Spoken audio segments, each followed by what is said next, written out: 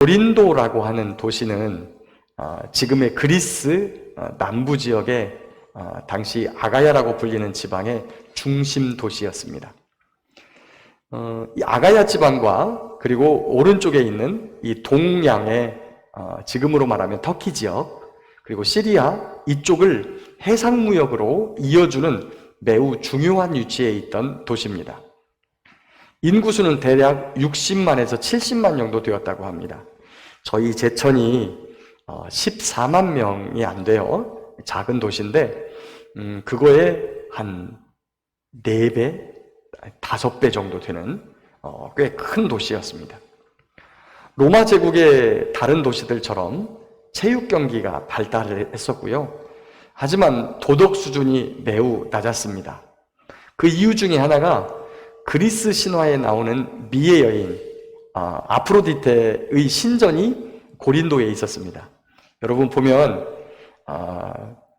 그 미의 여신 중에 비너스가 있고 아프로디테가 있는데 대부분은 이 여신들이 사람들에게 노출될 때 어떤 모습으로 나와요?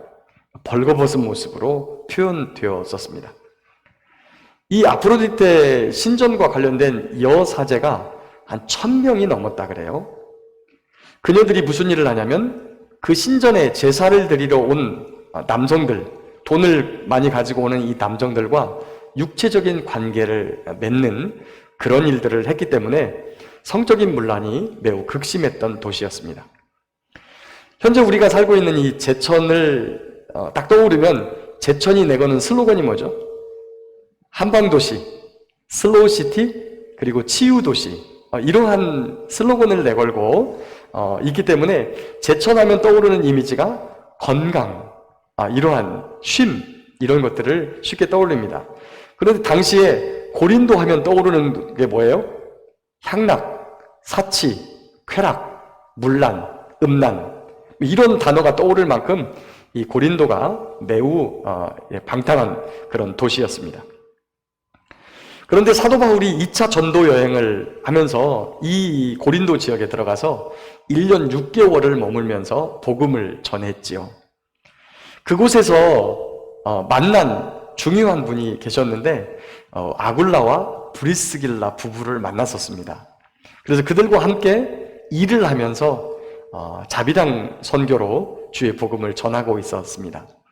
그러다가 이제 1년 6개월쯤 되었을 때 유대인들이 이 바울을 고발하죠. 사도행전 18장에 보면 그 당시 갈리오가 고린도의 총독이었었는데 이 갈리오가 이 고발을 받아주지 않아요. 그러자 유대의 회당장 중에 하나였던 소스데네를 잡아가지고 매우 심하게 두들겨 팼어요. 왜 갑자기 회당장을 두들겨 팼을까요? 이 회당장이 사도 바울 일행을 맞아들이고 그들이 복음을 전할 수 있도록 자리를 내어주고 또 그도 역시 예수님을 믿었기 때문에 유대인들이 회당장 소스데네를 아주 두들겨 팬 거죠. 고린도전서 1장에 보면 소스데네 이름이 나오는데 그 소스데네가 사도행전 18장에 나오는 유대인들에게 두들겨 맞았던 그 회당장이십니다. 그리고 이제 사도 바울이 그 일로 말미암아 이 고린도에 더 이상 머물지 못하고 돌아오게 돼요. 그래서 시리아 안디옥 교회까지 가가지고 거기서 2차 전도 여행 보고를 하고 얼마 머물지 않고 곧바로 다시 행장을 꾸려서 3차 전도 여행에 나섭니다. 그런데 이 사도 바울이 에베소에 먼저 도착했는지 아니면 도착하기 전인지는 잘 모르겠어요.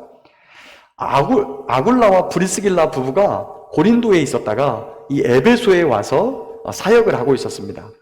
근데 사역을 하다 보니까 성경을 매우 잘 아는 아주 뛰어난 인물 한 분을 만나게 되는데 아볼로라고 하는 분이에요. 이제 우리 이렇게 영어 영문식 발음으로 하면 아폴로입니다. 아볼로인데 이 아볼로를 만나서 주의 도를 자세히 풀어가지고 예수님이 구약에 약속된 메시아 그리스도임을 그에게 설명해요. 그러자 이 아볼로가 예수님을 영접하고 믿게 됩니다. 그리고 그때부터 에베소에 있는 유대인들을 성경으로 이겨먹는 거예요. 근데 유대인들은요 성경으로 이겨먹으면 이를 가는 민족이에요.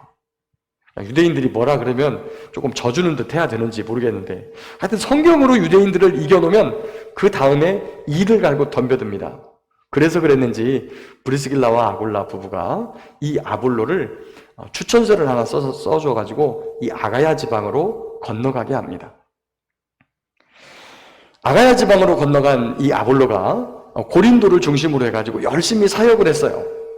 그런데 어느 날 서신서, 바울 서신서를 보면 원래 있던 에베소로 다시 들어옵니다. 뭐 때문에 들어왔는지에 대해서는 별로 사실은 언급이 없어요. 그런데 고린도 교회의 문제 때문에 들어왔다는 것을 알 수 있습니다. 도대체 무슨 문제 때문에 아볼로가 거기서 사역을 못하고 쫓겨도 도망쳐서 에베소로 갔을까?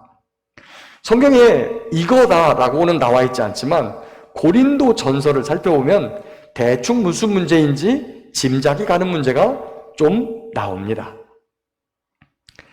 그러고 있을 때 이 고린도 교회의 성도인 글로에의 집에서 사람이 하나 왔는데 편지 한 통을 가지고 왔어요.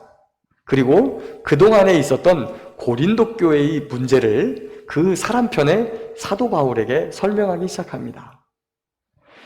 그래서 사도 바울이 고린도 교회의 형편을 듣고 그리고 또 편지에 그들이 궁금해하던 몇 가지의 문제를 적어 보냈는데 그 문제에 대한 답으로 고린도 전서를 써요. 그리고 이 편지는 디모데가 가지고 고린도 교회를 방문하게 됩니다. 고린도 교회가 가지고 있는 몇 가지 문제점, 지금 7장까지 언급되어 있는 몇 가지 문제점을 간단하게 살펴볼게요. 첫 번째는 파당의 문제입니다. 교회 안에 파당이 있었어요.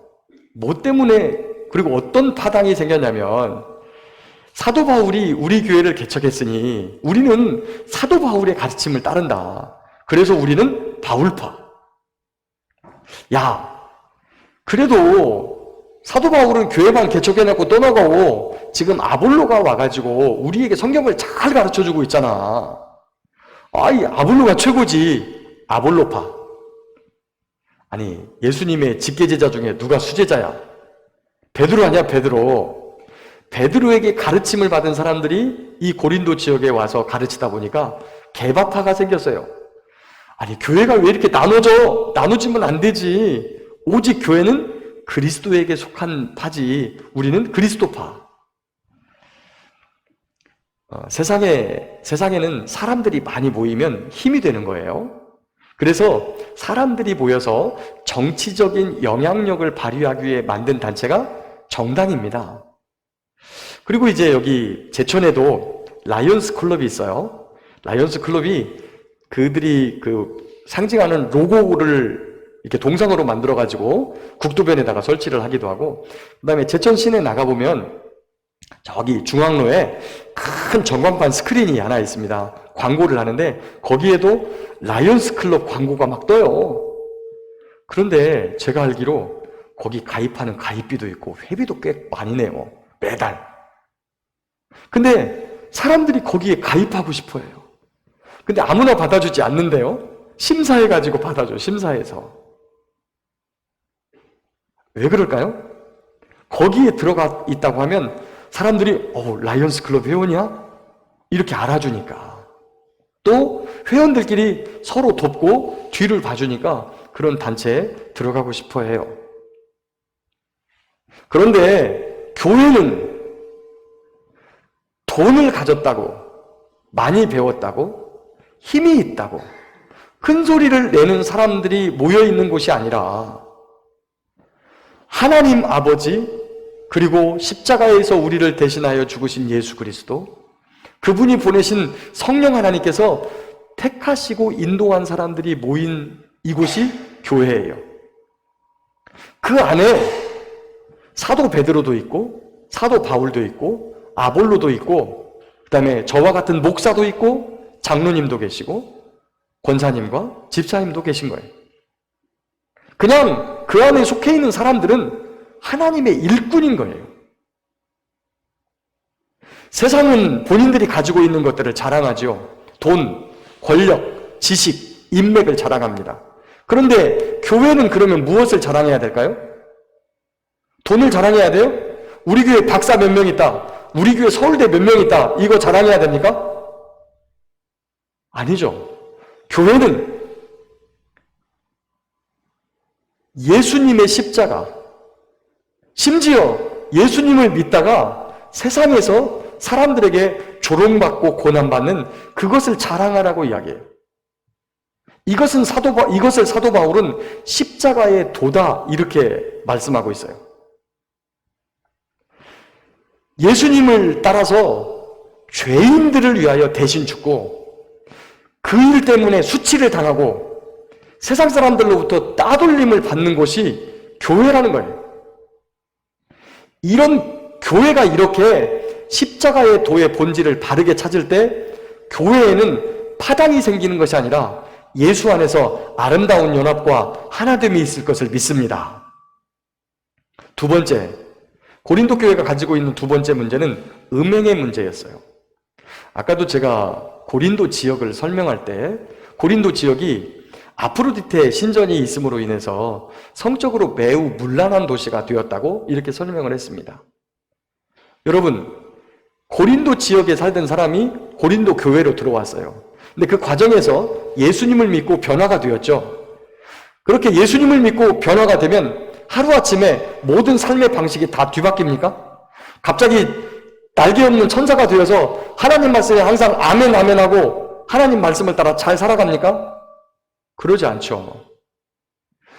저와 여러분이 대한민국에 살아요.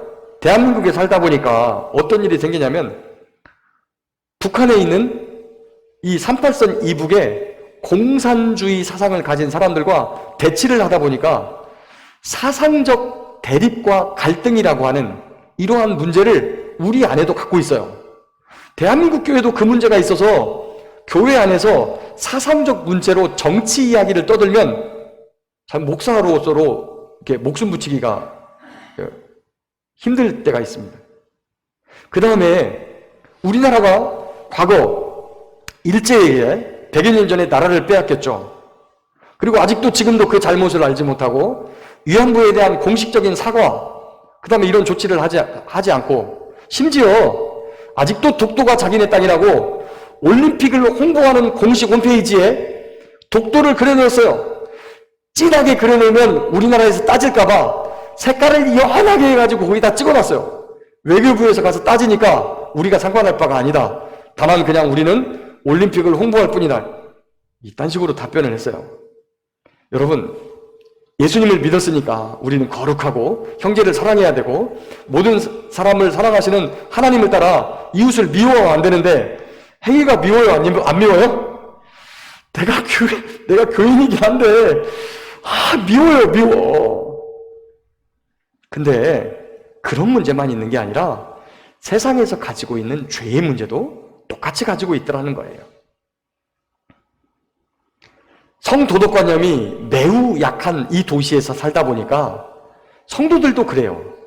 그런데 성적인 도덕관념이 약한 곳이라고 할지라도 기본적인 양심과 성도덕에 대한 기준은 있어요.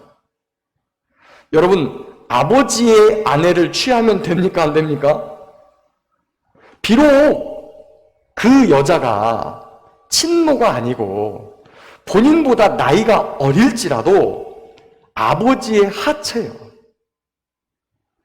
그런 여자를 취해서는 안 된다는 이런 관념은 교회, 유대교뿐만 아니라 세상도 가지고 있어요. 그런데 교회에 들어온 성도가 세상보다도 못한 성도적 관념을 가지고 자기 아버지의 아내를 취했어요. 사도 바울이 이런 사람에 대해서 뭐라고 합니까? 교회에서 쫓아내버리라고 합니다. 사도 바울은 성도들에게 굉장히 인자하신 분이에요. 그런데 그런 비도덕적이고 그리고 양심을 꺼리는 일을 하고 있는 자를 교회에서 파면시켜가지고 출교시키라고 아주 강하게 이야기합니다. 왜 그러냐면 그런 사람들이 교회에 있으면 교회의 거룩성이 훼손되기 때문이에요. 다른 사람들도 그런 사람들을 본받아요. 여러분, 다윗이라는 분이 간음하고 살인을 해가지고 하나님이 뭐라 그럽니까?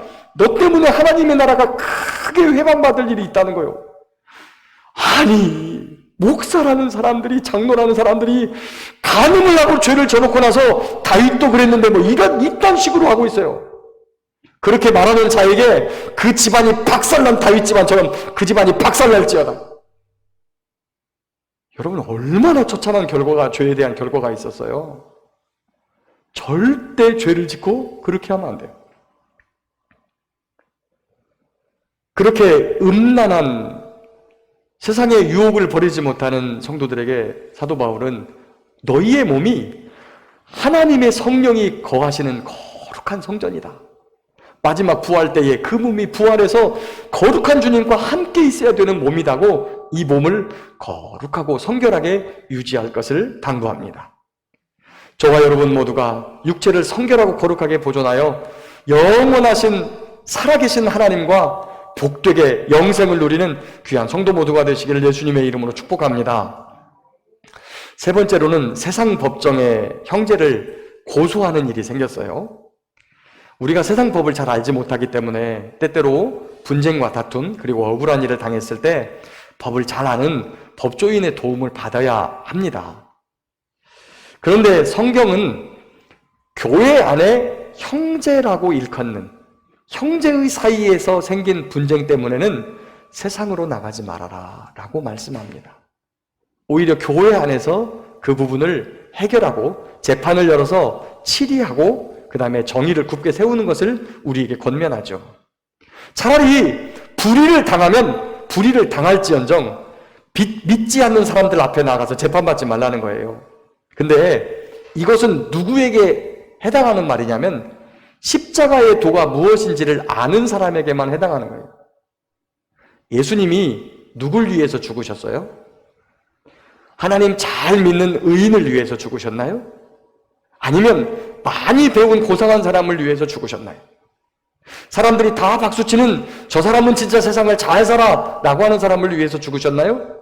아니요. 저와 여러분처럼 불의하고 하나님을 알지 못하고 그 다음에 그렇게 살다가 죽을 수밖에 없는 우리를 위하여 대신 죽으신 거예요. 불의한 자들 앞에서 재판을 통해 이기는 것보다 차라리 불의를 당하는 것이 낫지 않느냐라고 하는 것은 불의를 당하는 그 사람을 위해서 네가 죽을 수는 없느냐라고 우리에게 되묻고 계시는 겁니다. 그래서 차라리 불의를 당할지언정 믿지 않는 사람들 앞에서 하나님의 얼굴에 먹칠을 하는 그 자리에 스스로 들어가지 않는 저와 여러분들의 지혜 있는 삶이 되길 축복합니다. 네 번째는 혼인과 이혼 그리고 재혼, 혼전관계에 대한 이야기를 하셨죠.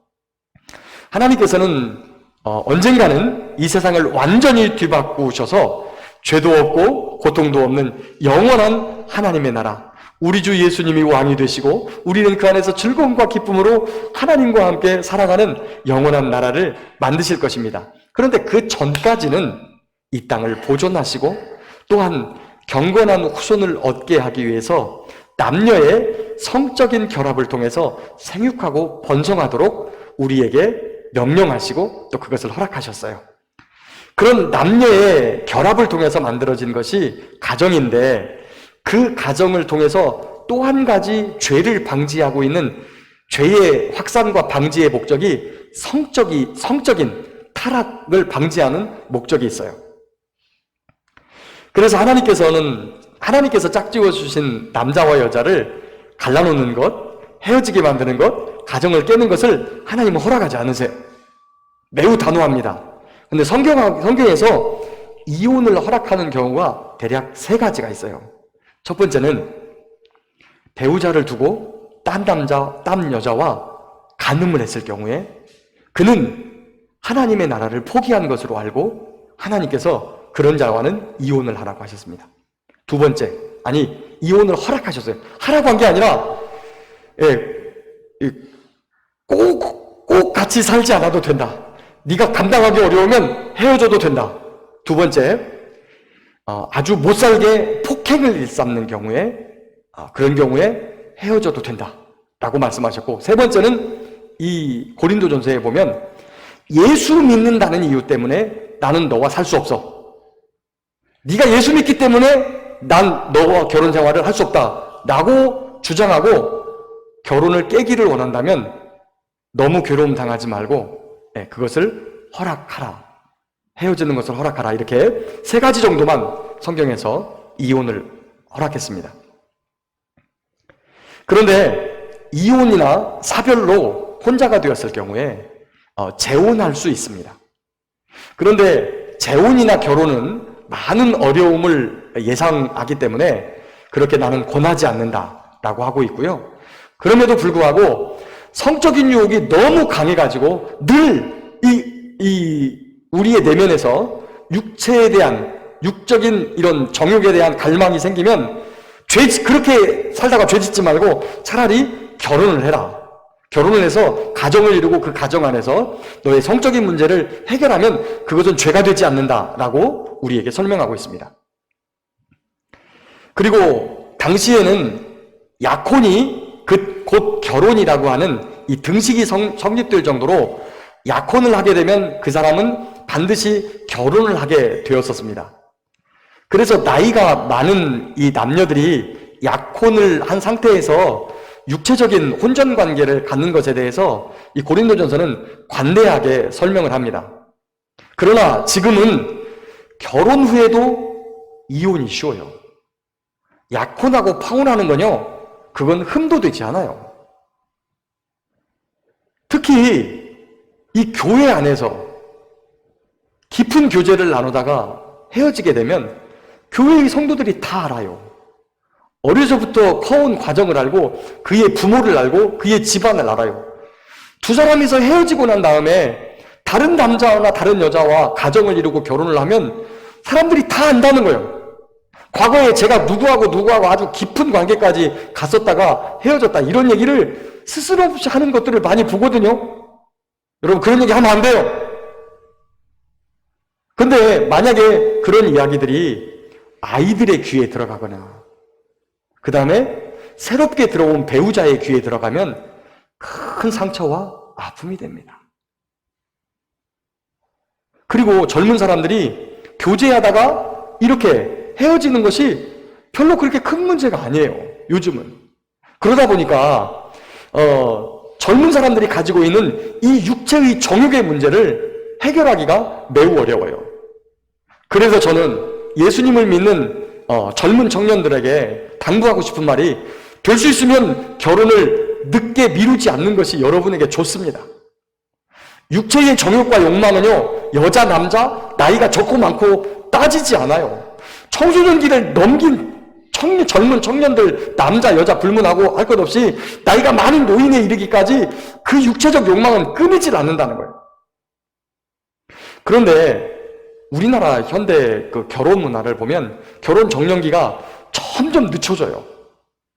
나이가 많아요. 근데 여러분, 매우 중요한 통계가 있어요. 이건 통계입니다. 그냥 통계. 30대가 넘어서 초산을 할 경우에, 첫 아기를 낳을 경우에 기형아를 낳을 확률이 25%예요. 25%. 그보다 젊어서 더 늦게까지 50대가 되어서 아이를 낳아도 기형아 출산율은 없어요. 여러분 20대 초반에 결혼을 해가지고 20대 초반에 초산을 한 사람은 60대가 되어도 기형아 낳지 않습니다. 근데 결혼이 늦어져가지고 30세 이상 되어서 초산을 하게 되면 4분의 1이 기형아를 낳아요. 여러분 이거는 그냥 조사된 통계입니다. 근데 요즘 그런 통계들 젊은이들에게 안 가르쳐줘요. 사람들이.